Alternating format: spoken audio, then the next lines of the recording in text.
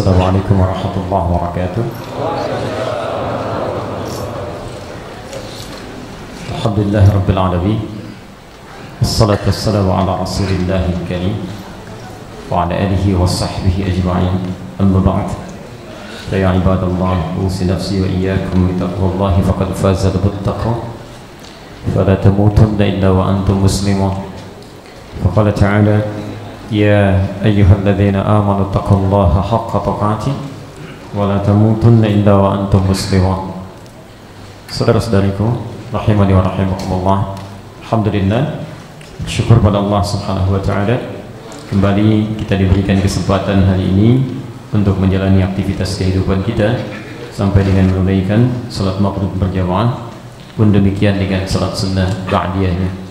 Kita bermohon pada Allah Subhanahu wa taala, semoga seluruh rangkaian aktivitas kita dinilai sebagai ibadah oleh Allah Subhanahu wa taala, dan insyaallah menjadi bagian yang dapat memberatkan timbangan atau mizan kita di akhirat nanti. Untuk itu kita coba lanjutkan demi memohon kepada Allah Subhanahu wa taala agar juga kajian yang akan kita coba bahas di hari ini juga dinilai sebagai amal saleh, ya, dan bisa melahirkan pahala-pahala kebaikan. Untuk itu kami mengajak sebelum kita mulai bahasannya agar kita mengikhlaskan hati karena Allah Subhanahu wa taala, kemudian bermohon kebaikan kepada Allah sehingga ilmu yang disampaikan mudah untuk diutarakan, mudah untuk diterima dan dipahami, serta yang paling penting mudah untuk diamalkan dalam kehidupan harian kita. Karena tidak sedikit ada orang yang mudah memahami tapi sulit mengamalkan, dan ada pula yang orang sulit memahami, sulit mengamalkan. Yang lebih celaka, sudah nggak mau mengamalkan, nggak mau memahami, ya, dan tidak mau belajar. Tapi kalaupun ditanya ingin masuk surga juga, ya. Mudah-mudahan Allah berikan kelembutan hatinya untuk memperbaiki diri. Tapi kita lanjutkan bahasan kita, masih dalam bahasan kitab Riyadhus Shalihin karya Imam An-Nawawi, masih di bab pertama, ya, tentang babul ikhlas wa ihdarun niyat, bab tentang keikhlasan dan menghadirkan niat dalam setiap amal perbuatan, baik yang nampak ataupun yang tersembunyi. Sekarang hadis yang ke-11 insyaallah. Saya akan sangat fokus pada kajian kita karena waktu kita sangat terbatas, ya, untuk malam ini, ya. Bismillahirrahmanirrahim. An Abil Abbas Abdullah bin Abbas radhiyallahu taala anhu. Hadis berikut diterima dari Nabi sallallahu alaihi wasallam hingga disampaikan kepada generasi setelahnya hingga tiba kepada kita dari Abul Abbas, nama aslinya Abdullah bin Abbas. Jadi ini unik dia. Ini nama aslinya Abdullah sebetulnya. Bapaknya Abbas, paman Nabi, Abbas bin Abdul Muttalib. Baik, saat punya beliau kemudian ada keturunannya, maka disebutkan lagi menjadi Abul Abbas, bapaknya Abbas. Ini kunyah namanya, ya. Kunyah. Saya sudah pernah terangkan, saya tidak perlu kemudian untuk ulang kembali. Ya. Jadi ini sudah jadi tradisi yang baik sejak zaman jahiliyah sebelum masa Islam. Ya, saya tekankan sedikit saja supaya mudah dalam memahaminya dan benar cara memahami kita. Di kunyah itu memberikan nama Abu, ya, itu sudah ada sejak zaman jahiliyah sebagai tradisi yang baik, penghormatan terhadap seseorang yang baru dikaruniai putra pertama. Ya, misal antum punya anak namanya misalnya Ali, ya, nama antum misalnya Uthman, maka dihormati dengan nama Abu Ali, ya, bapaknya Ali. Itu penghormatan di tradisi Arab sejak zaman dulu, dan kemudian dilestarikan di masa Islam karena ada nilai-nilai kebaikan di situ. Ya, Rasulullah SAW punya anak pertama Al-Qasim, maka beliau disebut dengan Abul Qasim. Jelas, ya? Tapi tidak harus kemudian kalau anda misalnya nama anda Sulaiman misalnya, kan, anaknya misalnya Ahmad, ya, maaf, lalu anda ingin lebih islami lantas mengatakan Abu Ahmad, ya. Kalimat Abu itu tidak harus menunjukkan lebih islami, tidak, karena orang jahiliyah pun menggunakan itu, ya, orang-orang Arab menggunakan itu. Jadi jangan misalnya antum saya mau hijrah nih, lebih baik dalam pandangan Allah Subhanahu wa taala, lalu antum hadirkan di situ Abu Husain, Abu Fulan misalnya, kan. Jangan dipahami demikian. Itu kultur di Arab untuk penghormatan pada seorang anak, pada seorang ayah yang baru dikaruniai anak pertamanya. Tapi juga tidak disalahkan kalau ada yang ingin menggunakan itu, jangan juga dicela. Jelas, ya? Jangan ada celaan di sini, ya, karena itu bagian dari sesuatu yang baik yang kemudian dibiasakan pada masa Islam hingga saat ini. Jelas, ya? Baik. Termasuk sifat-sifat juga yang dominan, baik itu yang baik ataupun yang dianggap tidak baik. Ya, misal yang baik-baik pernah saya tunjukkan Abu Hurairah kan, yang sangat perhatian terhadap anak kucing, dirawat dengan baik. Namanya Abdurrahman bin Sakhar. Tapi sangat punya sifat yang sangat baik terhadap binatang, ya, sangat sayang sampai disebut Abu Hurairah. Bapaknya kucing kecil, punya perhatian terhadap kucing seperti ayah terhadap anaknya. Ya, pun demikian dengan sifat yang jelek juga ada. Abu Jahal, nama aslinya bukan itu. Abu Lahab, nama aslinya bukan itu. Ya, diboleh misalnya pada sifat-sifat yang sangat dominan. Sampai kalau waktu kami di Arab itu ada sifat dominan dalam keseharian, jadi karakter pun disebut juga. Ya, orang misalnya sering tidur tuh naum namanya, ya. Di kelas tidur, di asrama tidur, insyaallah kan, di masjid tidur, kan. Tapi maka sering diistilahkan dengan Abu Naum katanya, kan? Abu Naum. Kalau ada orang yang tidur, ini yang keseringan tidur. Tanya. Ustaz, boleh nggak diterapkan ke dalam bahasa Indonesia? Kalau ada yang suka gosok-gosok biasanya kan, mana-mana gosok-gosok disebut, itu ngarang ya. Itu nggak ada, itu akal-akalan aja. Tanya. Jadi kalau antum menemukan istilah abu-abu dalam ilmu hadis, maka nama aslinya yang setelahnya. Ya, nama aslinya yang setelah kalimat abu itu. Jadi itu takrim, penghormatan, ya. Baik. Abdullah bin Abbas radhiyallahu taala anhuma. Hadisnya dari Abdullah bin Abbas, semoga Allah meridai kepada beliau dan kepada kedua orang tuanya. Saya sudah pernah kisahkan beliau ini, jadi tidak perlu saya ulangi lagi supaya tidak meluaskan bahasan kita. Tapi intinya, setiap Anda menemukan kalimat ayah dengan anak, itu kesan ya dalam ilmu hadis supaya generasi setelahnya menyiapkan yang serupa atau lebih daripada itu. Kalau Abbas saja paman Nabi, keluarga Nabi yang sudah jelas surganya bersama Nabi, sukses dunianya, masih memperhatikan anaknya supaya lebih baik dibandingkan dengan ayahnya, maka kita yang bukan keluarga Nabi, jauh dari Nabi, harus lebih juga mendidik anak kita supaya lebih baik dibandingkan dengan kita. Jadi Abbas hafal 200 hadis, Abdullahnya hafal 2000 hadis. Abbas hafal Quran, Abdullahnya paham Quran. Jadi kalau antum sekarang belum hafal Quran, siapkan anaknya supaya hafal Quran. Cucunya penafsir Quran, cicitnya hafal hadisnya. Kalau sudah kehidupan rumah tangga seperti itu, nyaman indah rumah tangga itu. Begitu antum punya masalah, nah, ya Pak, sini. Ini ada masalah gini. Apa ayatnya? Quran surah sekian, ayat sekian, Pak. Masya Allah. Tafsirnya begini kek. Cicit hadisnya ini kek. Masya Allah. Enak rumah seperti itu tuh. Luar biasa gitu ya. Nanti assalam kosong dia. Qala, ya, beliau menyampaikan an Rasulullah sallallahu alaihi wasallam. Hadis ini diterima langsung dari Rasulullah sallallahu alaihi wasallam. Ini poinnya, di bagaimana anak kecil ini ya dititipkan oleh ayahandanya di majlis Nabi. Kadang-kadang dalam beliau merangkaknya, jalannya itu mendengar hadis Nabi. Mendengar. Jadi anak-anak itu kadang-kadang bisa lebih peka dibanding kedua orang tuanya saat dia mulai belajar. Saya pernah mengisi di alisan PTM itu ketika sedang mengajar di Sabtu Duha pagi, ada anak yang jalan naik ke kursi, orang tuanya sungkan, dibawa kemudian keluar. Saya bilang biarkan aja, gak apa-apa, itu dunianya ya, sepanjang tidak mengganggu pada yang lain. Tapi orang tuanya sudah kadung malu, dibawa keluar. Begitu keluar anak itu mengulang kembali kalimat saya dari awal sampai akhir, dan lebih kuat dibanding bapaknya. Bapaknya dia belum tentu hafal itu, yang nyata anaknya bisa mengulang ya. Maka saya minta tolong masukkan lagi anaknya ya. Itu luar biasa gitu ya. Dan ini diantara faidahnya Abbas yang membawa anaknya itu, bapaknya hafal 200 hadis, anaknya hafal 2000 hadis.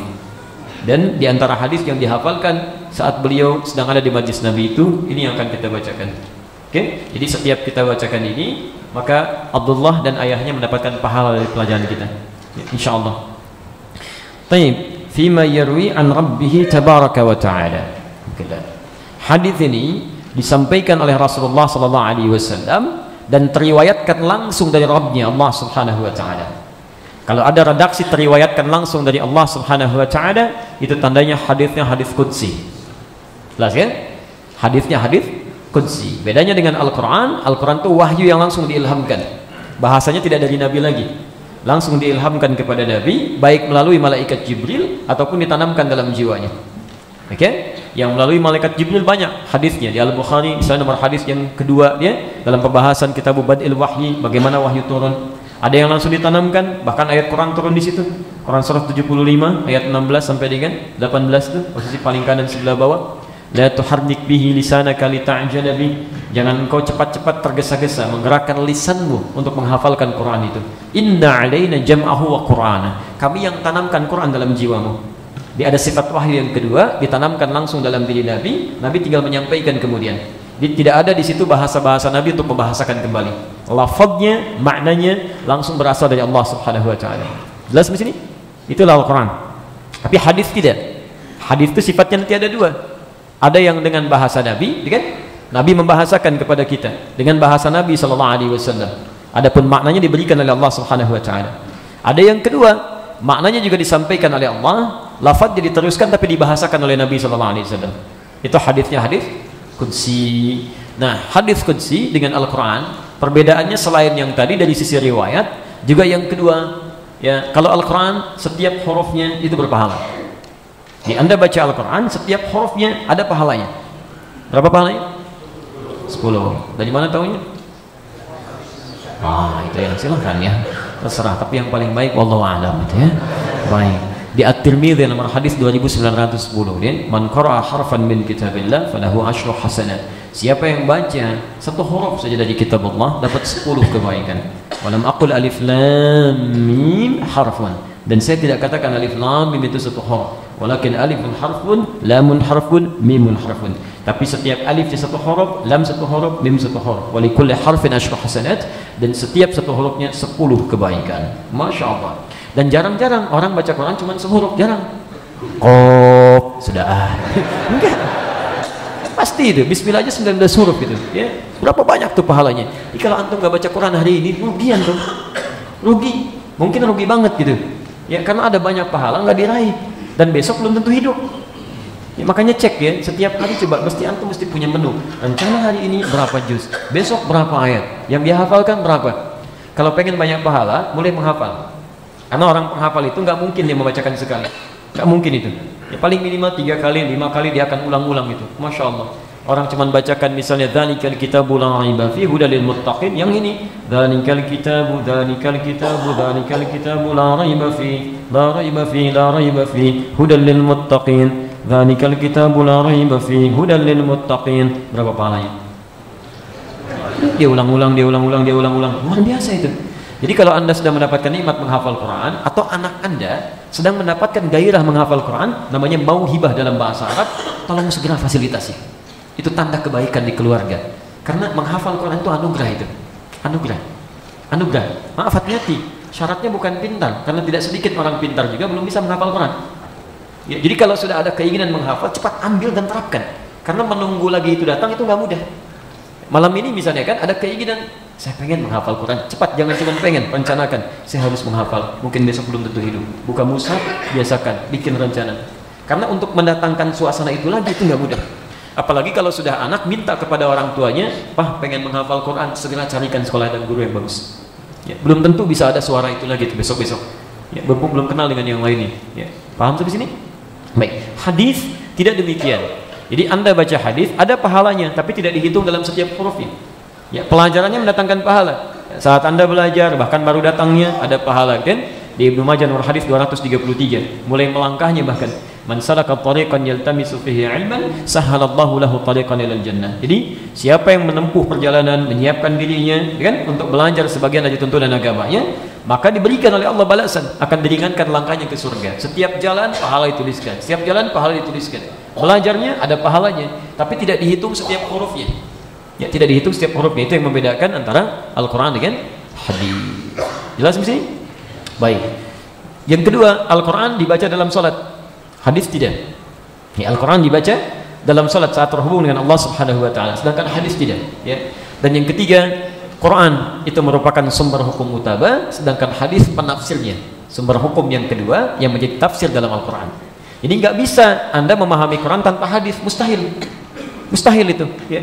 Jadi kalau ada orang mengatakan saya ingin langsung dari Quran aja, karena hadis ada yang palsunya, Masya Allah gitu kan. Nggak mungkin Anda. Memang betul ada yang palsunya, tapi kan juga ada ilmu untuk menolaknya. Ada yang sahihnya, ada yang kuatnya. Kalau Anda cuma belajar dari Al-Quran saja, kemudian Anda misalnya mau ibadah, tidak belajar tentang hadisnya, mustahil Anda bisa ibadah. Ya. Turun ayat tentang salat, wa aqimus salat, dan tunaikan salat. Sampai situ aja. Bagaimana cara salatnya? Nggak ada detailnya, ditemukannya di hadis. Makanya diutus Nabi Shallallahu Alaihi Wasallam untuk menjelaskan isi kandungannya. Nah, teman-teman sekalian, di antara hadis yang sangat penting itu nanti ada turunan-turunan pembagian, ada tabaqah, urutan-urutan.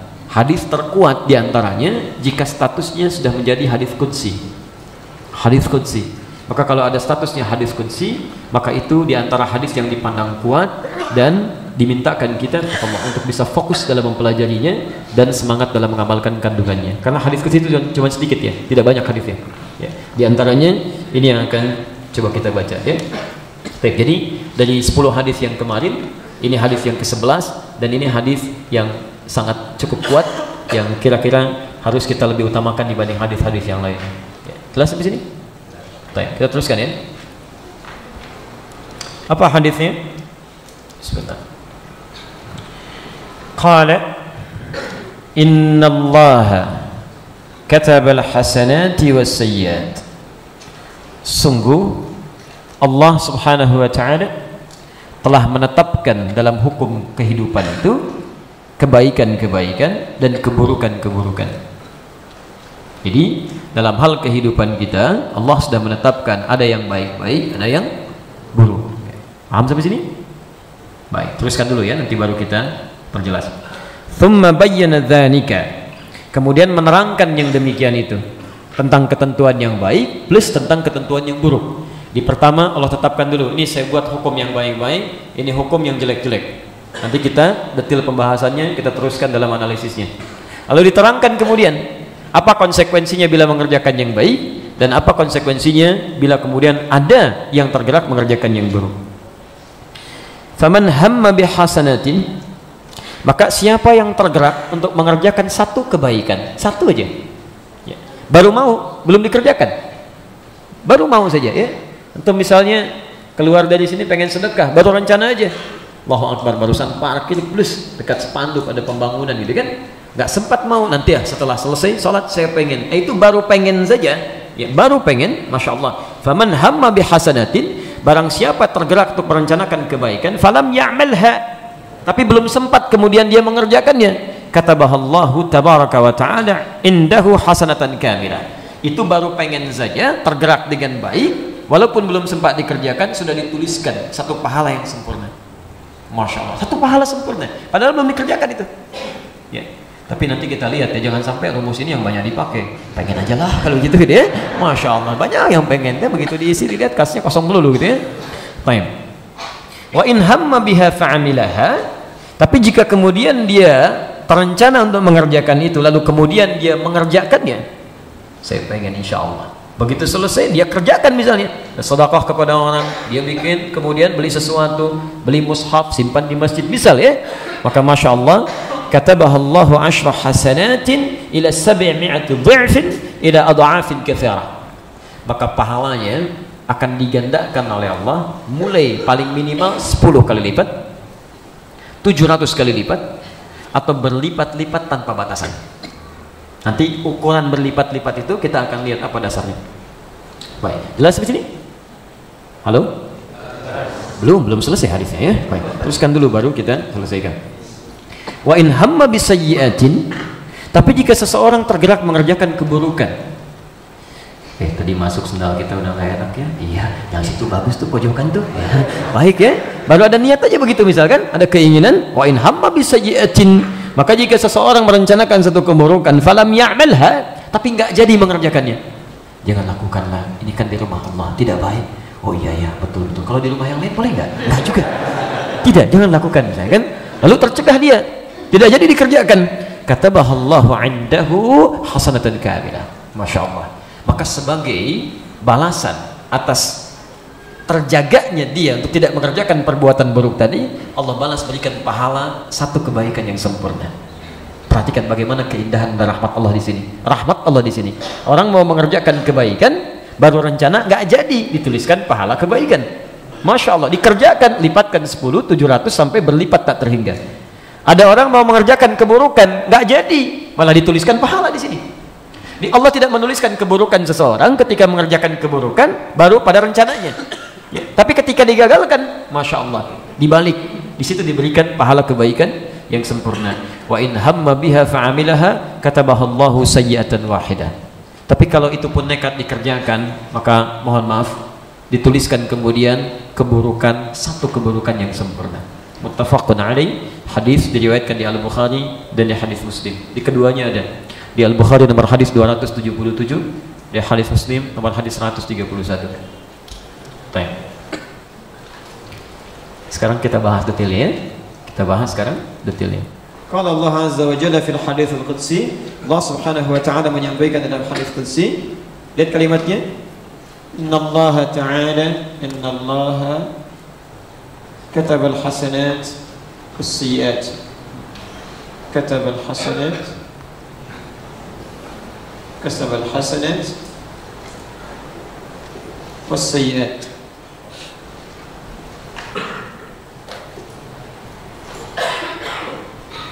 Innallaha katabal hasanati was-sayyi'at. Baik. Perhatikan sini. Fokus. Kita sudah bahas bahwa setiap kalimat dalam Al-Qur'an, dalam hadis ataupun dalam uraian standar bahasa Arab biasa, jika dimulai dengan kata inna, ini menunjukkan bahwa informasi yang akan disampaikan itu sungguh penting. Sehingga perlu dikuatkan, ya, ada taukid, penegas, ya, tidak main-main informasinya. Seakan-akan ingin disampaikan, hey, ini loh informasi yang penting saya tegaskan di sini. Paham sampai sini? Ya, makanya kalau di Arab ada info yang mau disampaikan, pendengarnya ragu, masa sih? Maka kemudian ditegaskan lewat kata inna. Baik, inna fil masjid la rais. Di dalam masjid ada presiden misalnya. Masa? Baik, ketika dia ragu, fil masjid rais, dia ragu, inna fil masjid la rais. Di masjid ada presiden, saya tegaskan, ya kan? Jelas sampai sini? Baik. Jadi inna dalam ilmu nahwu disebut dengan adat taukid. Ya, satu huruf yang berfungsi untuk menegaskan makna, ini menunjukkan bahwa ada info yang penting untuk diketahui. Jadi sifatnya tegas dan isinya sangat penting. Baik. Innallaha katabal hasanat was-sayyi'at. Sungguh Allah menetapkan, membuat hukum, menetapkan dalam kehidupan, hukum kehidupan antara yang baik-baik dan lawannya yang tidak baik, yang buruk. Fokus sini ya. Kalau ada kalimat dalam bahasa Arab diungkapkan dengan kata kataba, saya ulang, maka biasanya kata kataba ini bisa mengandung dua arti. Satu, bisa berupa kewajiban yang tersusun secara sistematis, ya, ada pola yang sistematis, ya, baik menggunakan bentuk pasif kataba atau bentuk aktif kataba atau bentuk pasif kutiba. Ya, Al-Baqarah ayat 183, posisi paling kiri sebelah atas. Ya ayyuhalladzina amanu kutiba alaikumus syiyam, kewajiban puasa diungkapkan dengan kata ini dalam bentuk pasif kutiba. Ini menunjukkan bahwa kewajiban puasa itu ditetapkan oleh Allah dengan sistem yang sangat sistematis. Ada aturan yang jelas. Kapan Anda sahur, kapan Anda buka, kapan Anda tarawih, kapan Anda menikmati makanan, ya. Ada hal yang harus dikerjakan, ada yang masih ditinggalkan. Ini yang membatalkan, ini yang membuat misalnya puasa berkurang nilainya, ini yang merusak, ini yang menambah amalannya. Jelas di sini? Dan gak bisa sembarangan. Gak bisa Anda katakan sekarang pengen puasa, besok tidak. Ada sistem yang harus diikuti di situ. Termasuk salat. Ya, termasuk salat. Inna salata kanat 'alal mu'minina kitaban mawquta. Pakai ini. Ya, ini tandanya salat diwajibkan oleh Allah Subhanahu wa taala dengan aturan yang jelas. Anda nggak bisa sembarangan. Ya, misal, maaf, sekarang saya salat maghrib barusan saya ruku, isya saya nggak pengen ruku. Ya, atau misalnya sekarang saya takbirnya begini, ya nanti pas subuh takbirnya begini misalnya. Nggak bisa. Jadi ketika Anda kerjakan sistemnya jelas, tertinggal sedikit bisa keliru. Bahkan nggak tumanina sedikit aja bisa diulang. Bisa diulang. Itu terjadi di masa Nabi Sallallahu Alaihi Wasallam pada seorang sahabat Khalad Az-Zuraiti, seperti sering saya ungkapkan, ya, di Al-Bukhari nomor hadis 751, 757 dan di hadis Muslim nomor hadis 397. Dia salat di samping Nabi di masjid Nabi, tapi salatnya tidak seperti yang diinginkan lewat aturan ini.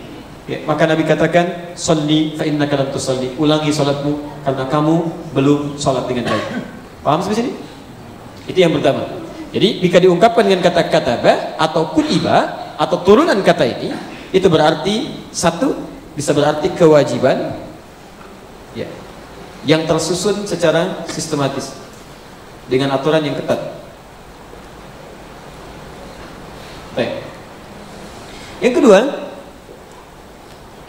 bisa berarti ketetapan yang dituliskan hukumnya ya.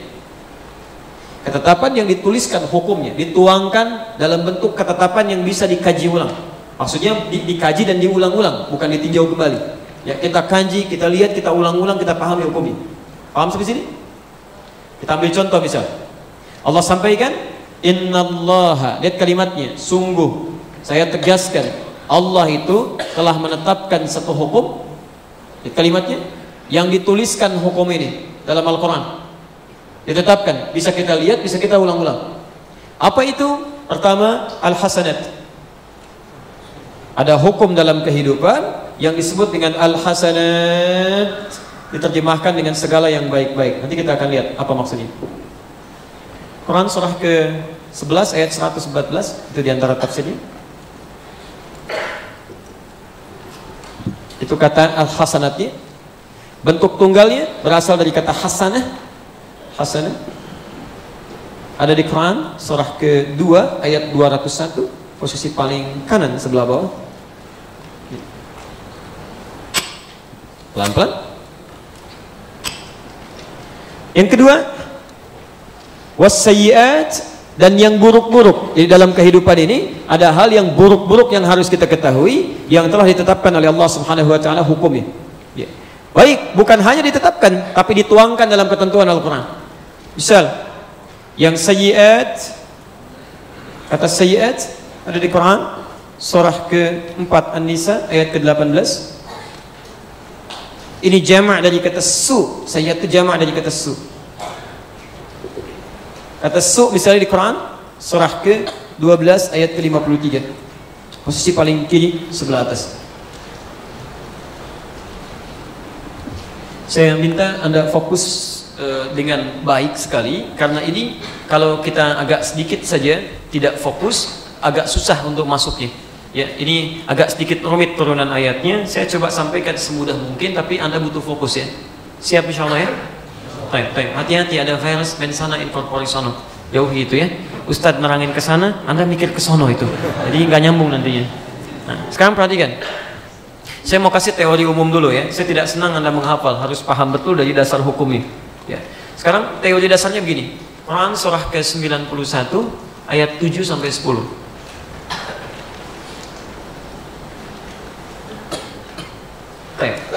Ayat Quran surah 91 Asy-Syams ayat 7 sampai 10. Bismillah. Wa nafsi wa ma sawwaha.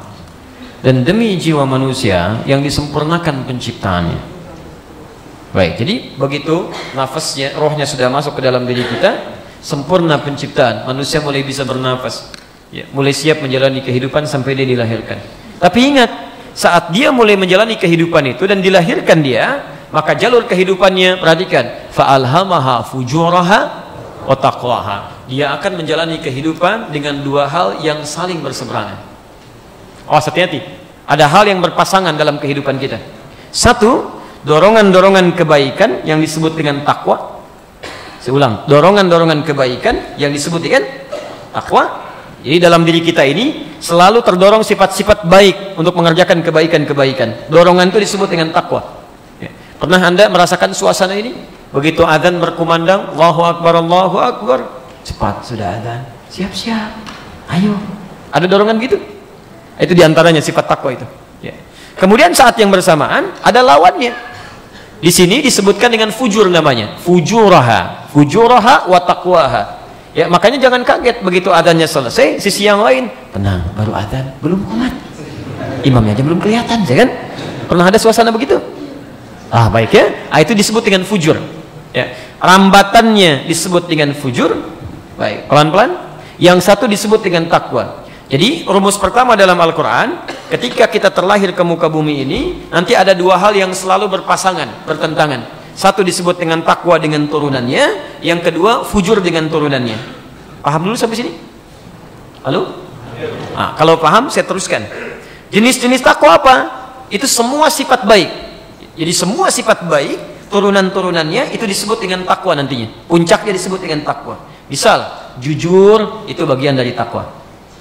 Sabar bagian dari takwa. Tawadhu bagian dari takwa. Jadi semua sifat-sifat baik itu, ya, itu akan mengerucut pada satu nama. Disebut dengan apa?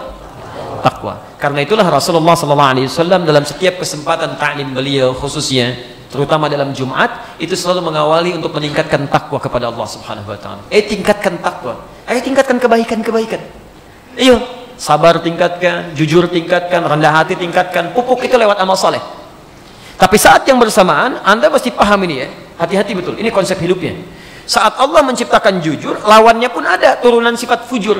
Jujur, lawannya bohong. Pasti itu, begitu ada jujur, pasti ada bohong. Sabar, lawannya marah. Rendah hati, tawadhu, lawannya sombong. Jadi kalau Anda turunkan ke bawah, ya Anda turunkan lagi misalnya. Baik. Pertama, takwa dari sini. Bismillah. Ada turunannya sifat-sifat baik, misal jujur, ya kan? Kemudian sabar, kemudian tawadhu, ya. Di sini fujur turunkan. Ada dusta, ya. Kemudian misalnya ada marah, kemudian ada tawadhu, lawannya sombong, ya. Baik. Ini sifat-sifatnya. Di dalam diri kita selalu ada dua potensi itu. Ketika ada tawaran untuk kejujuran, sisi yang lain mengajak pada kebohongan. Nah, kalau Anda respon yang baik-baik ini, sifat baik ini Anda respon, maka respon Anda itu nanti akan menurunkan amalan yang disebut dengan amal saleh, yang hasilnya disebut dengan hasanah. Fokus ya, fokus. Anda misalnya ada tawaran untuk berbuat jujur, itu kan? Masya Allah, nemukan uang tuh di samping. Uangnya cukup lumayan, kalau cuma 100 gak akan Anda lihat itu kan? 100.000, 200.000. Begitu Anda temukan itu, di hati itu akan otomatis antara mengambil, menyerahkan kepada DKM untuk disampaikan, dengan diambil, dimasukkan ke kantong. Ada dua pilihan itu. Atau didiamkan sama sekali gitu kan? Mana yang Anda respon? Ketika Anda sampaikan, misalnya diinfokan itu, Anda kejar itu, maka Anda mengerjakan amal saleh. Saat Anda kerjakan itulah kemudian Allah berikan ketentuan hukumnya, dapat pahala dia yang disebut dengan hasanah. Jelas? Baik. Tapi kalau dia respon yang buruknya misalnya, diambil yang jeleknya, dia lakukan hal keburukan di sini, maka berubah perilakunya itu menjadi amal salah yang disebut dengan su'un, su'. Jamaknya disebut dengan sayyiat. Paham sampai sini? Kalau sudah paham, sekarang perhatikan sebentar. Saya agak pelan-pelan ya, sampai mengerti betul kita. Baik. Sekarang kita bisa bertanya begini, ya Allah, kan Engkau bisa ciptakan kami dengan berbuat sifat baik saja. Kenapa harus diciptakan yang buruk? Ya, sehingga ada potensi manusia untuk berbuat buruk. Tayyib, itu pun ada pertanyaan di malaikat begitu ketika manusia tercipta, diberikan tugas sebagai khalifah. Ya, malaikat bertanya, Quran surah kedua Al-Baqarah ayat ke-30, posisi paling tinggi sebelah atas. Wa idz qala rabbuka lil malaikati inni ja'ilun fil ardi khalifah qalu ataj'alu fiha may yufsidu fiha wa yasfiku ad-dima wa nahnu nusabbihu bihamdika wa nuqaddisu lak. Ya Allah, kenapa yang dipilih jadi khalifah makhluk yang berpotensi berbuat salah ini?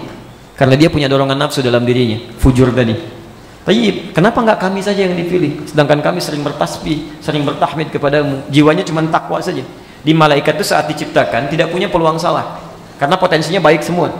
Baik, itu ada di Quran surah ke-66 ayat ke-6, posisi paling kiri sebelah atas. La ya'sunallaha ma amarahum wa yaf'aluna ma yu'marun. Malaikat itu mustahil berbuat salah. Mustahil akan mengerjakan tugas sesuai dengan perintahnya dan gak akan bisa bertukar karena saking taatnya gitu. Saking taatnya. Misal, tugas malaikat Mikail menurunkan rizki aja gitu sampai kiamat. Ya. Malaikat maut nyabut nyawa aja terus gitu.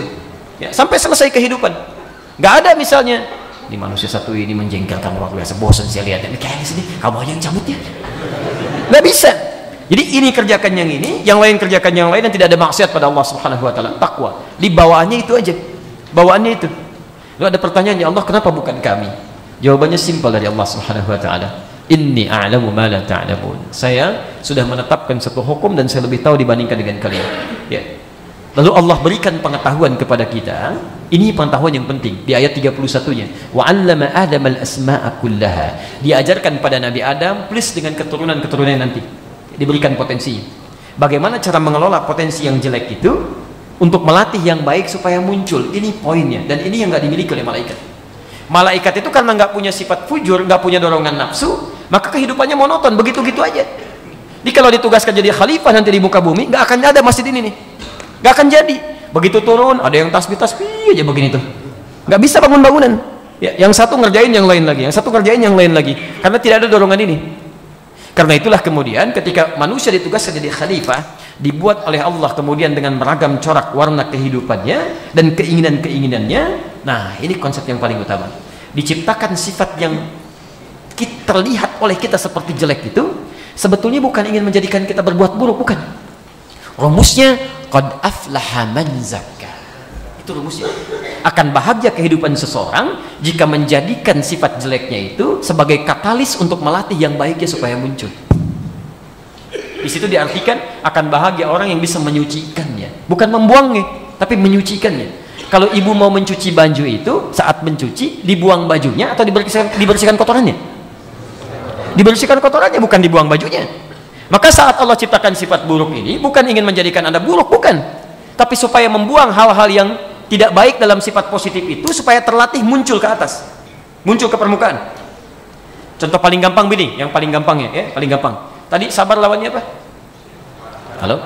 Marah. Perhatikan, Allah menciptakan marah bukan ingin menjadikan Anda pemarah, bukan, tapi untuk melatih sifat sabar supaya naik ke permukaan, muncul. Allah ciptakan sombong supaya jujur ketahuan. Kalau nggak ada sombong nggak akan kelihatan jujur. Allah menciptakan sifat misalnya dusta supaya jujurnya muncul. Sombong diciptakan supaya tawadhu muncul. Sabar dibuat supaya marah dibuat supaya sabarnya muncul. Sebab kalau yang jelek gak diciptakan, gak akan ada ukuran buat yang baik-baik muncul. Nah, tapi persoalannya bagaimana kemudian kita menjadikan yang jelek-jelek ini supaya tidak menjadi perilaku kehidupan kita. Rumusnya kata Quran, jadikan setiap melihat yang jelek dalam kehidupan kita, jadikan itu sebagai katalis untuk memunculkan sikap baik kita. Secara singkat, cari lawannya. Begitu menemukan yang jelek-jelek, cepat cari lawannya. Karena yang jelek itu diciptakan untuk memotivasi kita memunculkan lawannya yang baik. Paham sampai sini? Belum, saya kasih contoh dulu ya, karena ada sebagian wajah minta tolong jelaskan ya. Baik, saya jelaskan lagi. Baik. Lihat sini, perhatikan. Ibu misalnya sedang di rumah, suami pulang dari kantor, ada masalah ya.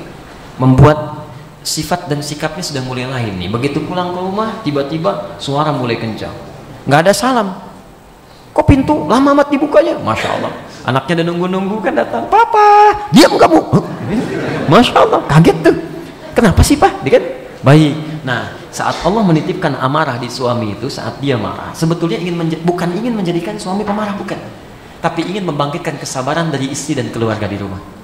Sebab kalau nggak dititipkan amarah kepada suami, kesabaran di ibu nggak akan teruji. Sebab ada nanti ujian di masa yang akan datang lebih bisa menuntut kita untuk meningkatkan kesabaran lagi.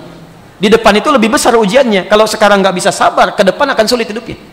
Maka ketika dititipkan marah pada suami, bukan ingin menjadikan suami pemarah, tapi supaya sifat sabar dalam diri ibu itu bisa muncul. Berbahagialah kalau suami pulang marah-marah. Cepat cari lawannya, gampang. Jangan ikutan marah, nggak nyambung. Seperti halnya Anda suami pulang misalnya, maaf, pulang suami menemukan istri cemberut. Cepat cari lawannya. Apa lawan cemberut? Senyum, selesai masalah.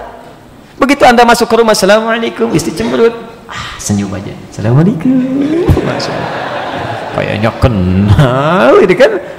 Kasih bunga satu, metik ke depan, gitu kan? Selesai. Alhamdulillah, beres.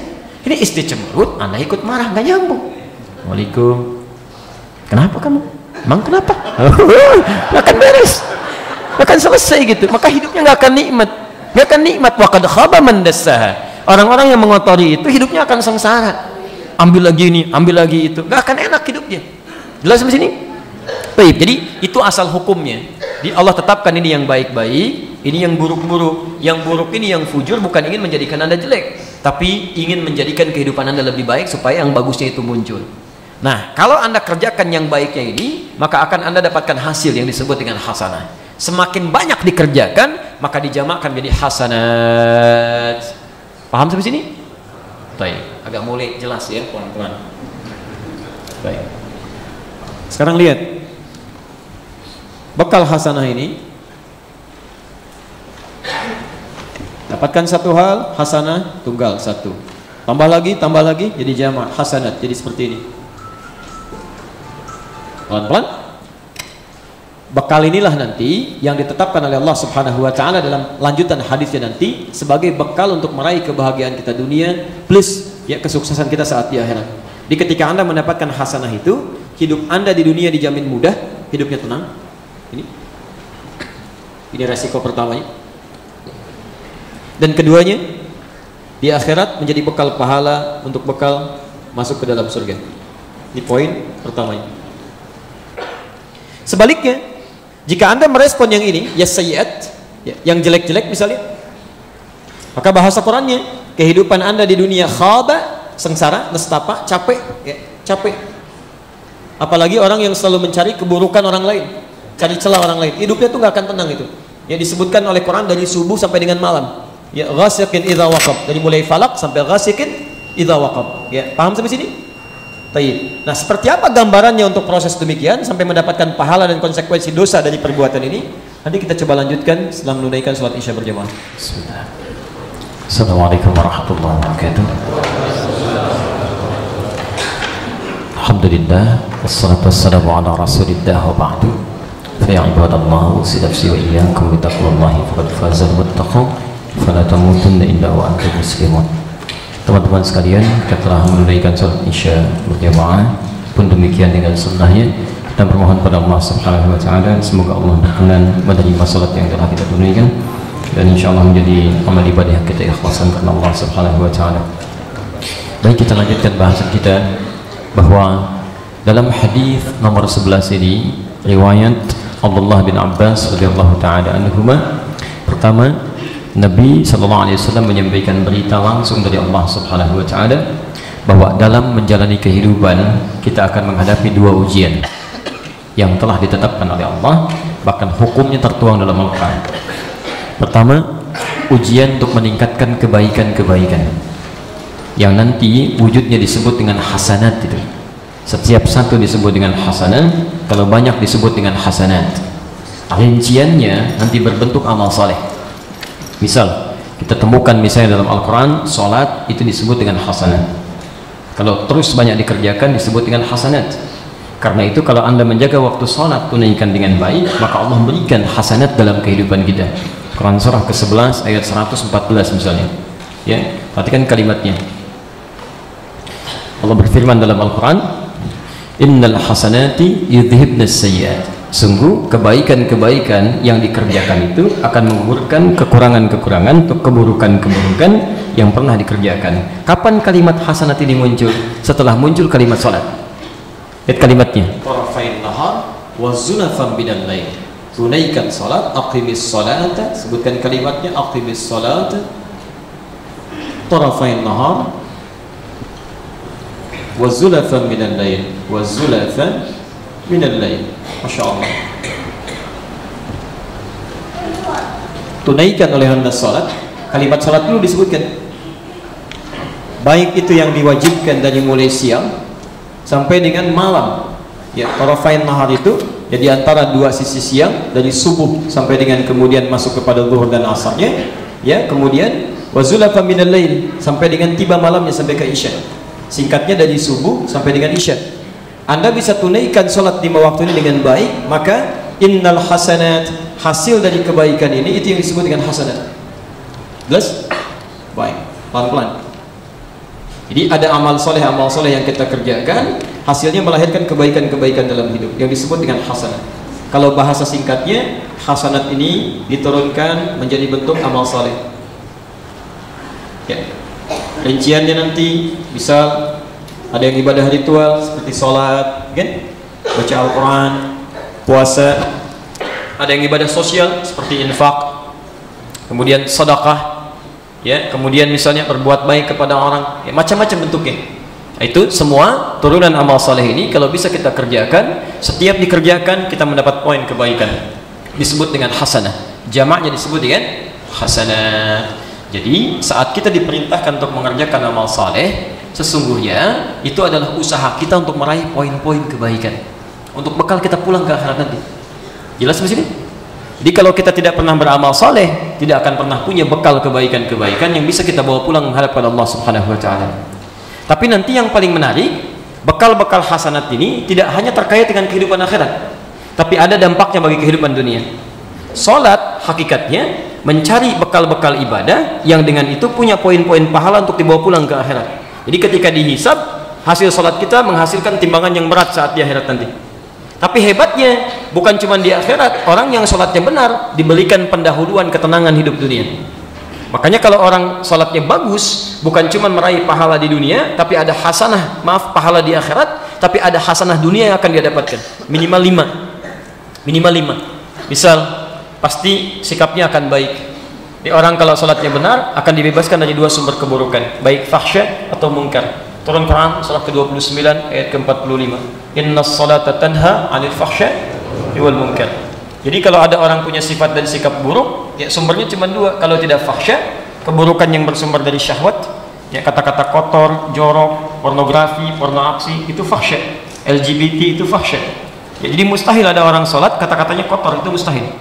Ya, yang kedua, mungkar, keburukan yang bersumber dari nafsu perut dan akal yang diingkari oleh hati. Ya, korupsi itu mungkar, mencuri mungkar, berselisih itu mungkar, sampai merampok mungkar, membunuh mungkar. Jadi kalau orang sholatnya benar, pasti jadi orang baik.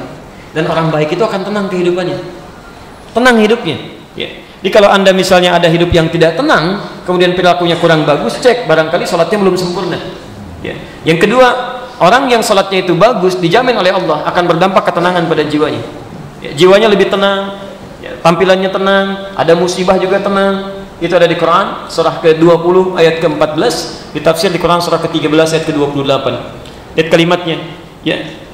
Aqimis salata li dzikri.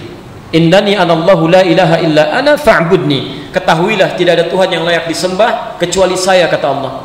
Ya, wa aqimis salata li dzikri. Nah, tunaikan salat untuk menyembah saya sebagai zikir kepada saya. Di salat di ayat ini disebut dengan zikir. Kalau zikir anda benar, rumusnya di Quran surah ke-13 ayat ke-28. Ala bi dzikrillahi tatmainnul qulub. Jadi kalau salat kita bagus, selain dapat pahala di akhirat nanti, juga dapat ketenangan di dunia. Jadi kalau antum tiap hari salat, banyak rakaatnya, tapi tidak menjadikan hidup kita tenang, ada yang keliru dalam salatnya. Apalagi pada masalah bukan punya kita, masalahnya punya orang lain, tapi kita nggak tenang juga gitu. Itu bermasalah, itu serius itu. Ya. Tetangga yang beli kulkas anda yang tidak tenang, teman yang beli motor anda yang bikin status misalnya, ya. Masya Allah, itu berarti menunjukkan ada sesuatu yang keliru dalam hidupnya. Ya. Baik, yang ketiga, orang yang salatnya benar dijamin oleh Quran langsung hidupnya akan mudah, dunianya akan mudah, termasuk rezekinya.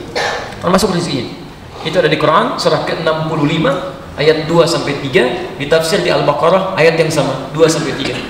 Lihat ujungnya, wa may yattaqillaha yaj'al lahu makhraja. Siapa yang mencoba meningkatkan takwanya kepada Allah, maka balasan yang pertama Allah berikan, saya akan jadikan, kata Allah, hidupnya lebih mudah. Kami akan lepaskan dari berbagai kesulitan yang dialami. Bahkan wa yarzuqhu min haitsu la yahtasib. Rizkinya pun akan kami datangkan dari sisi yang tidak dia duga. Jangankan yang dia cari, yang enggak dia cari kami dekatkan, kata Allah. Kalau anda bertanya, ya Allah, kami ingin mendapatkan itu, bagaimana cara meningkatkan takwanya? Kalimat takwa pertama di Quran disebutkan di Al-Baqarah ayat 2 dan 3. Dzalikal kitabu la raiba fihi hudal lil muttaqin. Siapa orang muttaqin ini? Ayat 3 ya. Alladzina yu'minuna bil ghaib wa yuqimunas shalah. Amalan pertama salat. Makanya orang-orang dulu, apapun pekerjaan mereka, itu mereka nggak pernah tinggalkan salat. Nggak pernah itu. Maksud nggak pernah di sini bukan yang fardunya, bahkan sunnahnya. Kalau yang fardu sudah wajar, nggak mungkin ditinggalkan. Ini sunnahnya, semua diturunkan menunya nih. Ada berapa sunnahnya? Rawatib misalnya sampai 12, ada duhanya, bahkan dimulai dengan syuruknya, ada sholat mutlaknya, sampai malamnya itu. Sampai Imam An-Nawawi mengungkapkan, ya, selevelnya sahabat Utsman bin Affan yang sudah jelas surganya saja, termasuk Abdurrahman bin Auf, termasuk Tamim Ad-Dari, suksesnya luar biasa. Tapi kebahagiaannya bukan saat mendapatkan omset yang banyak itu. Kebahagiaannya saat bisa menikmati sholat tahajud malam sampai dengan khatam Quran. Itu ada di kitab Imam An-Nawawi yang lain, di At-Tibyan fi Adab Hamalatul Quran. Ya, cetakan yang Darul Kutub Al-Islamiyah warna merah marun itu, halaman 38, paragraf pertama bagi 1-2, pojok kanan sebelah atas itu. Anda bisa temukan itu. Jadi Anda bisa bayangkan kan orang-orang dulu ketika mereka menjaga hubungan dengan Allah, kan yang punya rezeki Allah, yang punya kemudahan Allah. Kenapa kita tidak berpikir cerdas untuk mendekati Allah, sehingga kalau sudah dekat dengan Allah nggak minta pun dikasih. Coba lihat Utsman, asetnya sampai sekarang masih ada. Masih ada, kan sering saya ungkapkan itu kan. Sahabat mulia dekat dengan Nabi, pemalunya luar biasa. Sampai saking pemalunya, malaikat Jibril turun lihat Utsman ikut malu. Bisa bayangkan kan? Asetnya banyak, ya. Sampai hari ini menikah dengan 2 putri Nabi, Dzun Nurain, yang punya 2 cahaya. Di lisan Nabi disebutkan masuk surga tanpa hisab bersama Nabi lagi. Anda bayangkan, sahabat Nabi, menantu Nabi menikah dengan 2 putri Nabi, asetnya banyak, malaikat Jibril malu turun melihat Utsman, masih mau tahajud sampai hatam Quran. Dinikmati betul. Masya Allah. Ada yang bukan sahabat Nabi, ya, Masya Allah, menantu Nabi juga bukan, tetangga Nabi juga bukan, tidak menikah dengan putri Nabi, malaikat Jibril turun, nggak malu dengan dia. Masya Allah. Jangankan tahajudnya, salat fardu masih terlambat, tapi anehnya pengen rezekinya mudah. Kan aneh gitu kan. Ada ketidakseimbangan dalam kehidupan ini. Yang keempat, teman-teman sekalian, orang yang benar sholatnya, doanya akan cepat dikabulkan, bahkan pada yang dianggap mustahil oleh makhluk. Itu ada di Quran surah ketiga Ali Imran ayat 38 sampai 39, posisi paling kanan sebelah atas. Itu sudah pernah saya kisahkan. Nabi Zakaria berumah tangga sudah puluhan tahun, rambut memutih, fisiknya letih, plus istrinya divonis secara medis, maaf, monofus dan mandul. Kata klinis gak mungkin punya keturunan, tapi gak ada yang mustahil bagi Allah. Menunaikan sholat, memohon kepada Allah. Begitu selesai doanya, masih dalam sholat, berdiri dalam sholat, tiba-tiba turun malaikat menyampaikan, Allah kasih kabar gembira, istri kamu akan mengandung, melahirkan bayi laki-laki, langsung namanya dari Allah Yahya. Masya Allah. Artinya hidup. Yang mustahil menurut manusia, lahir dari rahim seorang perempuan yang menebus dan mandul bayi yang hidup, kata Allah gak ada yang mustahil. Gak ada yang mustahil, jadi dan hidup dia. Jadi kalau sholat Anda bagus, Masya Allah, yang jangankan yang biasa, yang kata manusia gak mungkin pun bisa terjadi kalau Allah berkehendak. Dan yang terakhir, orang yang sholatnya bagus itu langsung dijamin oleh Allah, hidup dunianya pasti sukses dan bahagia, pasti itu. Jadi apapun yang dia kerjakan sukses, walaupun kadar kesuksesan itu relatif, tapi dia bisa mencapai itu dan hidupnya bahagia. Ini menandakan ada orang sukses tapi belum tentu bahagia, ada orang bahagia belum tentu sukses. Jadi kalau cuma sukses saja belum tentu bahagia, itu fauz namanya dalam bahasa Arab. Disebutkan 29 kali turunannya di dalam Al-Quran. Ada faiz, ya, misalnya ada yang namanya faiz, fauzi, faizah, fauzan, fauzia. Nah, itu tandanya orang yang diharapkan sukses dalam kehidupannya, walaupun belum tentu bahagia. Secara umum ada yang bahagia, tapi secara umum belum tentu. Tapi kalau diharapkan bahagia dalam hidupnya, itu fariha namanya. Orang yang disebut farhan, perempuannya farah. Jadi kalau ada yang namanya farhan, farah, diharapkan bahagia dalam kehidupannya. Miskin juga nggak apa-apa, yang penting bahagia. Ya, secara umum. Antum pilih mana? Kaya tapi gelisah atau miskin tapi tenang? Ah? Baik, itu kencang lagi dari belakang itu kan, pasti ibu-ibu. Baik, lihat kalimatnya. Makanya Allah nggak berikan pilihan kepada kita. Sudah paham? Yang nggak diminta milih pun pasti pengen yang ketiga. Makanya turun kalimatnya, namanya falah.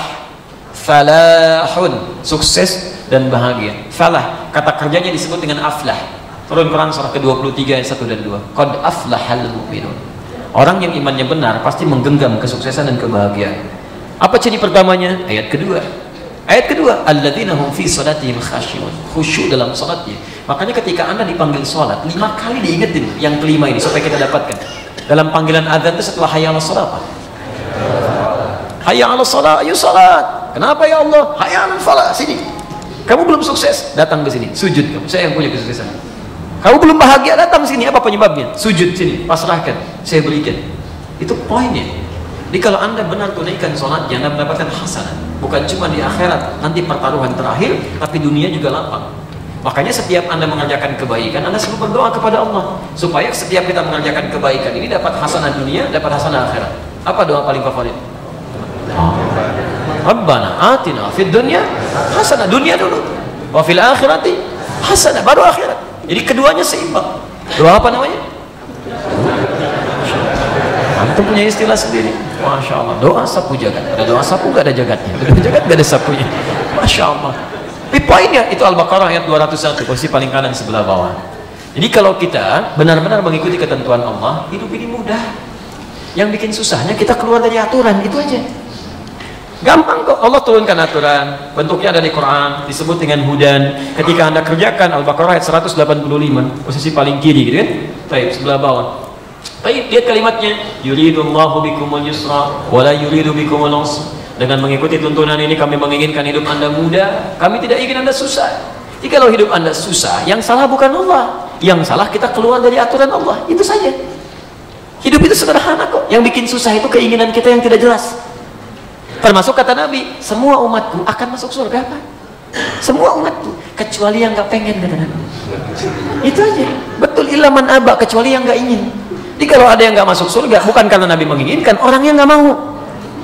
Ya, ini kan begini, dia masuk surga ini begini, mudah kata Nabi. Di hadis Muslim, jilid pertama, halaman 205, hadis nomor 14 sampai 15, posisi paling tinggi di pertengahan.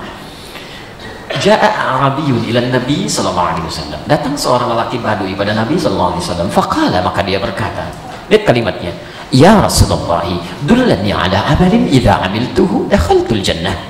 Ya Rasulullah, tolong ajarkan padaku amalan yang ringan-ringan aja, jangan berat-berat, yang kalau aku kerjakan bisa masuk surga. Pintar orang Badui ini, modal sedikit pengen keuntungan banyak. Masya Allah, pintar Pak. Datang dia, tapi Nabi senyum, Nabi jawab itu kan, Masya Allah, cukupkan dengan yang fardu-fardu saja, kata Nabi. Ayo gak usah berat-berat, sholatnya sholat fardu aja gitu kan, puasanya Ramadan, gak usah kerjakan yang sunnah. Kalau kamu istiqamah dengan itu, tidak mengerjakan maksiat, bisa masuk surga. Maka dia berkata, saya akan istiqamah kerjakan yang fardu aja, meninggalkan yang sunnah, tapi saya juga tidak akan berbuat maksiat, saya jaga itu. Fantalaqah, maka dia pergi meninggalkan Nabi. Apa kata Nabi? Faqala Rasulullah SAW, aflaha aw dakhala al-jannah in sadaqa. Jika benar apa yang dia katakan, konsisten dengan itu, masuk surga. Jadi masuk surga itu sebetulnya mudah, yang susah kitanya. Itu poinnya. Ya. Itu poinnya. Jadi rahmat Allah diberikan kepada kita sehingga ada kemudahan untuk kebaikan-kebaikan. Ditinggal sekarang mau diikuti apa tidak. Makanya keluarkan menunya. Keluarkan menunya. Apa menu hasanat yang ada di Quran? Turunkan amal soleh. Saya kasih rumus cepat. Setiap menemukan kata iman, setelahnya pasti amal soleh. Wal 'asr innal insana lafi illa alladziina sekarang diturunkan alladzina yu'minuna bil ghaib, iman. Setelahnya wa yuqimunas shalah, amal soleh. Wa mimma razaqnahum yunfiqun, amal soleh. Walladzina yu'minuna bima unzila ilaik, baca Quran, amal saleh. Al-Baqarah 183, ya ayyuhalladzina amanu kutiba alaikumus shiyam, puasa, amal saleh. Nah, antum malam ini bikin menu amal saleh, besok kerjakan. Mumpung masih ada, rencanakan dari sekarang. Nanti kita lihat merencanakan aja sudah ada konsekuensinya. Paham sampai sini? Baik ya. Jadi teman-teman, siapkan. Ketika Anda bisa menyiapkan dan mengerjakan itu, bukan cuma akhirat yang diberikan, dunia ada dalam genggaman. Baik. Nah sekarang perhatikan rumusnya ya. Perhatikan rumusnya. Saya teruskan dulu bahasannya. Jika kemudian lihat ketentuannya. Setelah disampaikan dalam hadis qudsi yang saya akhirkan ya. Lihat, innallaha ta'ala katabal hasanat was sayyi'at. Saya selesaikan dulu rumus ini. Ya. Jadi Allah menetapkan amal-amal kebaikan yang melahirkan pahala dan kenyamanan dunia, disebut dengan hasanah. Tugas Anda menurunkan amal solehnya yang melahirkan hasanah tadi. Turunkan oleh Anda. Ya, apa saja misalnya salat, ya, dan ada infak, kemudian ada misalnya baca Al-Quran, ya, dan ada puasa dan sejenisnya. Ya. Ini turunkan lagi. Kalau sholat apa saja menunya, bukan cuma yang fardu. Kalau yang fardu semua juga mengerjakan. Jangankan Anda yang 50 tahun, anak 5 tahun, 5 waktu juga. Ya Allah, mohon berikan saya kemudahan begini ya Allah. Bukan cuma kamu, yang lain juga minta begitu. Ya, naikkan standarnya. Amal soleh turun, naikkan lagi. Ya, amal sholat sunnahnya, rawatibnya sampai ke atas ya. Ini bikin menunya. Kalau bisa punya buku sendiri ya, turunkan. Tuh. Dicek tiap hari mana yang belum konsisten, kan? Baik. Kemudian infak juga turunkan lagi, nanti ada ketentuan. Al-Quran juga turunkan lagi, setiap hari baca berapa ayat, sampai puasa. Dari mulai yang fardu sampai dengan yang sunnahnya. Fardu pasti itu, sunnahnya turunkan. Tapi jangan dipaksakan ya. Misal mulai dengan Senin dulu. Kalau sudah Senin misalnya, tambah dengan Kamis. Kalau sudah terbiasa Senin Kamis, tambah Ayyamul Bid, supaya bertahap di situ. Ya, kalau misalnya sudah terbiasa lagi, mulai dengan puasa Daud. Sehari puasa, sehari tidak. Cukup sampai situ, jangan berlebihan. Oh, saya pengen lebih mantap, Pak. Ustaz ada nggak puasa? Kalau ada puasa Daud, puasa Sulaiman ada nggak? Nggak ada.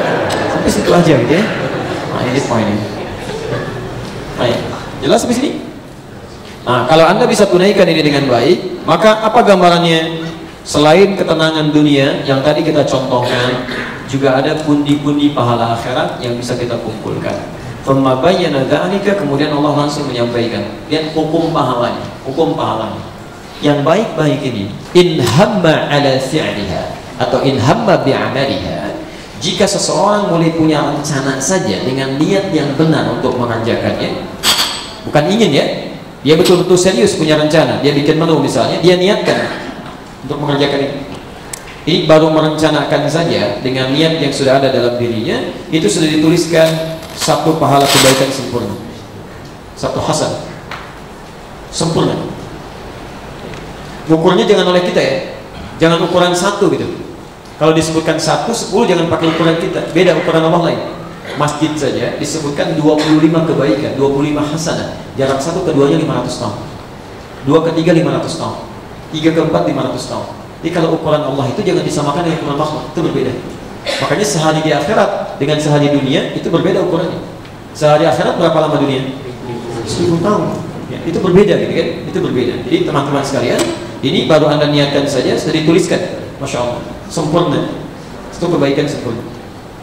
Lalu anda kerjakan misalnya ya, Masya Allah, ketika dikerjakan ya, wa in hamma wa qama bi amaliha, kalau dia kemudian sudah mulai merencanakan amalnya, berniat untuk mengerjakannya, lalu dia praktekkan amalan itu, misal sholat sudah tadi, anda kerjakan infak misalnya, Masya Allah, anda dapat satu kebaikan plus dilipat gandakan lagi karena anda mengerjakan. Paling minimal ketika anda kerjakan kali 10 kali lipat dari ini, kali 10 lagi.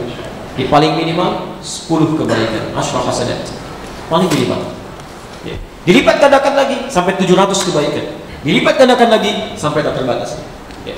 Tadi kan saya katakan kalau kata apa dituangkan di Quran kan. Kita cek misalnya Quran surah kedua Al-Baqarah ayat 261 sampai 264, Allah posisi paling kiri dari atas sampai ke bawah. Ini teori infak. Quran surah kedua Al-Baqarah ayat 261 sampai 264, posisi paling kiri sebelah atas sampai ke bawah. Lihat kalimatnya. Bismillah. Mathalul ladzina yunfiquna amwalahum fi sabilillah. Perumpamaan orang-orang yang menginfakkan hartanya karena Allah. Ini poinnya, fi sabilillah, karena Allah. Dia mulai rencanakan lillah, karena Allah. Niatnya tulus karena Allah. Kamathali habbatin ambatat sab'a sanabil. Seperti perumpamaan orang yang menanam satu benih biji, satu ditanam, ambatat sab'a sanabil, lalu dari situ tumbuh 7 tangkai, bercabang 7. Fi kulli sumbulatin mi'atu habbah, setiap tangkainya ada 100 butir lagi kebaikan. Jadi kalau satu bercabang 7, rumusnya dikalikan ke 7, 1 kali 7 berapa? 7 kali 100, 700. Sama dengan tafsir hadis tadi. Di imma digandakan 10 sampai dengan 700 kali lipat. Tayyib. Jadi kalau antum infaknya misalnya 1000 rupiah, nah, berapa nilainya di sisi Allah? Masya Allah, cepat sekali gitu ya. 700 ribu. 700 ribu. Kalau antum infaknya 100 ribu, berapa nilainya? Belum tentu. Belum tentu semua itu, belum tentu. Belum tentu. Belum tentu itu bisa lebih daripada itu. Bisa lebih. Karena ayatnya jangan sampai dipotong. Nah, di sini sering kali dipotong ayatnya sampai sini aja. Padahal kurang tepat. Teruskan dulu. Wallahu yudha'ifu liman yasha' wallahu wasi'un 'alim. Dan Allah akan melipat gandakan lebih daripada hitungan itu. Lebih daripada itu. Bagi siapa yang dikehendaki. Ini poinnya. Keluarkan ayatnya. Bagi siapa yang dikehendaki. Maka tugas kita mesti jadi orang yang dikehendaki Allah itu, supaya dilipat gandakan pahalanya tanpa batas. Siapa orang-orang ini?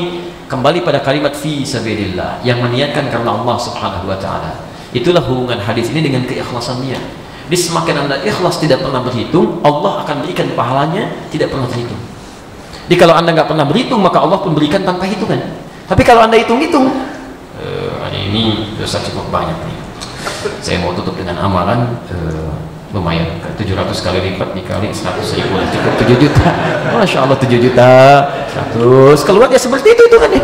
Jadi begitu Anda keluarkan 100 ribu, 7 juta hitungannya setelah itu diberikan. Jadi seperti apa yang Anda harapkan, seperti itu diberikan. Semakin ikhlas, semakin lebih daripada itu. Jadi boleh jadi orang yang infaknya 1000 rupiah, itu nilainya di sisi Allah lebih besar dibandingkan dengan orang yang 100 ribu rupiah. Ketika keikhlasan mulai dia jaga, tutup-tutup. Apalagi orang-orang yang Masya Allah dalam pekerjaannya belum tentu mendapatkan nilai itu.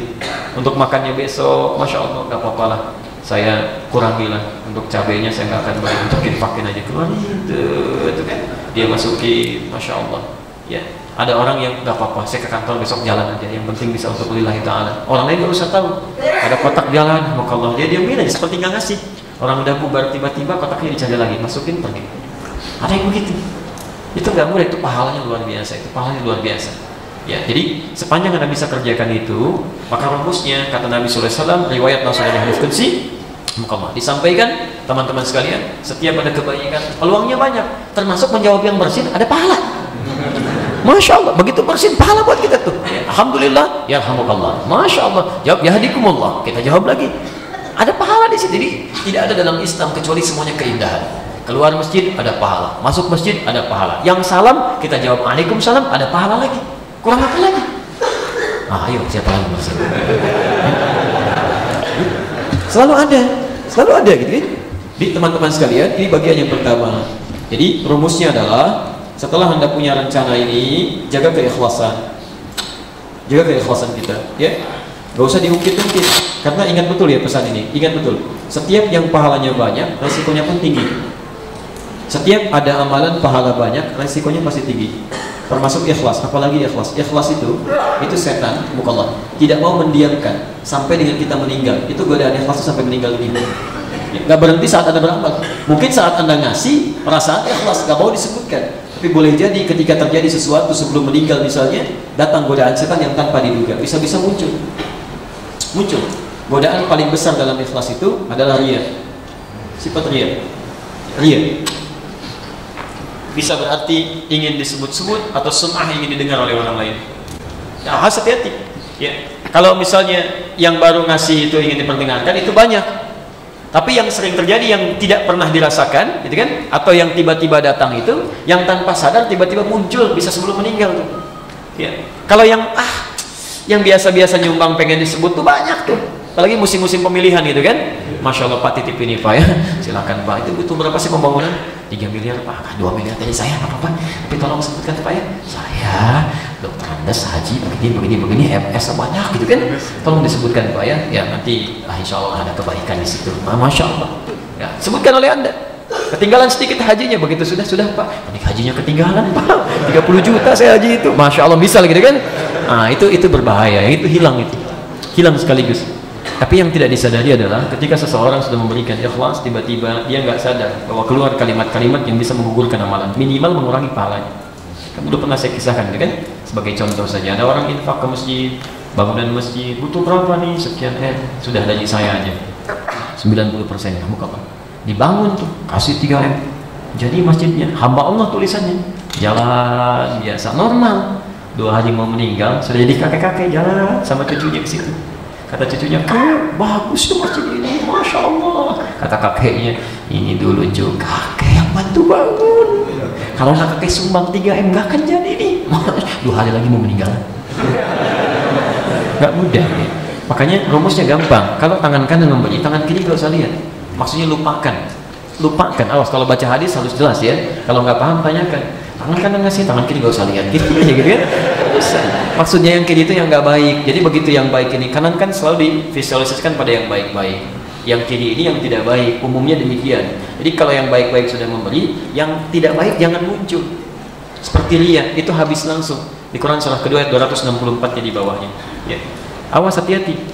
Ya ayyuhalladzina amanu, hai orang-orang telah menyatakan dirinya beriman kepada Allah, la tubtilu shadaqatikum bil manni wal adha. Jangan Anda gugurkan amal kebaikan yang telah lelah Anda tenun dengan melakukan perbuatan yang merusak atau mengganggu. Mandi itu perbuatan yang tidak sadar kalau itu merusak.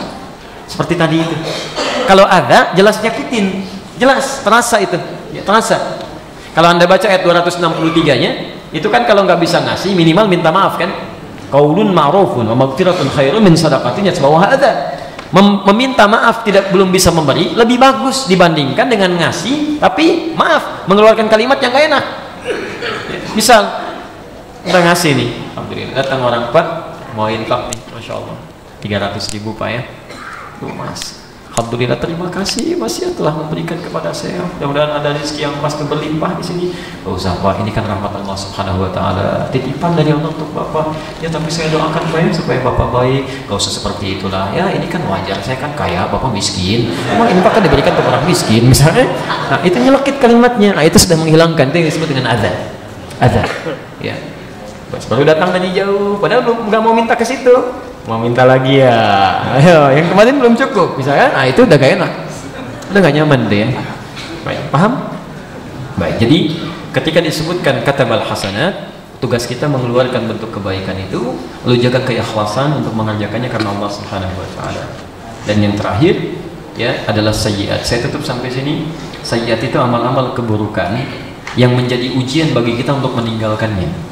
Jadi dibuat sifat buruk ini bukan ingin menjadikan kita buruk, bukan, tapi supaya memotivasi agar kita bisa meninggalkannya, plus menghadirkan lawannya yang baik-baik supaya muncul dalam kehidupan. Jadi kalau nggak ada yang jelek-jelek, pahala kita juga bisa kurang. Ya, indahnya apa? Saat Anda bisa meninggalkannya, pahala diberikan. Pahala diberikan. Rumus pahalanya, ya, jika Anda, kita bacakan saja. Lihat kalimatnya, wa in hamma bisayyi'atin falam ya'malha. Jika terfikir berbuat salah tapi tidak mengerjakannya, masya Allah, katabahallahu indahu hasanah kamilah, maka dituliskan oleh Allah baginya satu kebaikan. Di yang jelek-jelek itu diturunkan oleh Allah ujian supaya kita tinggalkan. Terfikir untuk mengerjakan saja lalu nggak jadi dikerjakan, ada pahala, nambah pahala kita di situ. Apalagi Anda tinggalkan, kalau ditinggalkan bertambah lagi pahalanya, bertambah lagi pahalanya. Tapi kalau Anda nekat mengerjakannya, maka ada noktah nanti, ya, noktah-noktah buruk dalam hati kita yang dicatatkan sebagai keburukan-keburukan dalam hidup. Karena itu setiap mendapatkan hal-hal yang buruk, cara berpikir kita mesti dirubah. Pahala kita ada di sini untuk kita tinggalkan. Antum lihat tayangan di rumah nih, TV udah nggak bagus tayangannya, banyak maksiatnya, tinggalkan. Itu pahala buat kita. Begitu Anda ganti channelnya, tinggalkan itu misalnya, pahala dituliskan, tuliskan. Tapi kalau Anda nikmati misalnya ada yang jelek-jeleknya, dituliskan tuh satu keburukan. Kalau Anda nggak taubat, nggak istighfar, tetap seperti itu. Jelas ya? Handphone juga begitu. Begitu muncul gambar yang tidak bagus, ada peluang pahala nih. Tinggalkan segera, ganti, sudah selesai. Ya, ganti dengan yang baik-baik. Itu pahala dituliskan. Di sebetulnya dapat pahala itu banyak. Bisa lewat yang buruk-buruk, yang dianggap buruk, bisa lewat yang baik-baik. Yang baik dikerjakan, yang buruk ditinggalkan. Paham sampai sini? Dan jika pun pernah terjadi itu, maka setidaknya isi dengan istighfar. Quran surah ketiga ayat 133. Wasari'u ila maghfirah. Pergilah untuk istighfar kepada Allah. Dan ciri istighfar terbaik ketika istighfar itu juga diiringi dengan sikap kita untuk meninggalkannya. Di antum lewat pulang dari sini misalnya kan, tiba-tiba ada pemandangan yang buruk, antum katakan astagfirullah, palingkan, tinggalkan, itu pahala datang. Ya. Awas, harus diiringi dengan sikap, bukan sikapnya terus begitu. Astagfirullah, astagfirullah. Nah itu buruk ya. Baik. Cukup dulu ya, cukup dulu karena ini saya baru tiba sebetulnya dari Bintaro, hanya sempat ke rumah untuk mandi, kemudian langsung berangkat ke sini ya. Kita cukupkan karena antum pulang istirahat, saya pulang masih rapat ya. Ada rapat yang harus dikerjakan, mungkin masih cukup malam juga. Tapi insya Allah ada hal yang masuk ditanyakan, nanti kita bahas ya dalam kajian lanjutan. Izinkan saya menyampaikan informasi pertama, insya Allah besok subuh kita akan teruskan kajian fikih sifat salat Nabi SAW di Masjid Darussalam. Saya insya Allah masih akan datang dengan bahasan amalan pasca salat. Kemudian paginya jam 8 kalau Anda punya waktu luang, ada peluang yang bagus untuk mempelajari manhaj ya, pendidikan dalam Al-Quran dan Sunnah. Jadi nanti ada talk show kami dengan pakar pendidikan, namanya Mas Namim, yaitu pakar pendidikan yang akan mensinergikan antara pola mendidik di sekolah dengan di rumah. Lalu saya akan isi dengan kurikulum Al-Quran dan Sunnahnya. Jadi teman-teman yang punya waktu silahkan besok di Masjid Alisan PTN dari jam 8 sampai dengan jam 12 ya, ininya acara panjangnya. Di luar juga ada booth, jadi kalau Anda nanti butuh buku-buku, nanti ada yang dibagikan gratis di situ, termasuk video-video ya, dan nanti bisa dilihat lah ya apa yang bisa didapatkan. Kami kira itu saja teman-teman sekalian, dan bila tidak sempat tersambung di akhir TV besok gede, dan mungkin ada kebaikan-kebaikan bisa diraih. Demikian saya kira. Saya mau pastikan dulu paham penjelasannya, jelas ya? Baik, alhamdulillah. Subhanakallahumma wa bihamdika asyhadu an la ilaha illa anta astaghfiruka wa atubu ilaik. Wa akhiru da'wana alhamdulillahi rabbil alamin. Wa afu minkum. Assalamualaikum warahmatullahi wabarakatuh.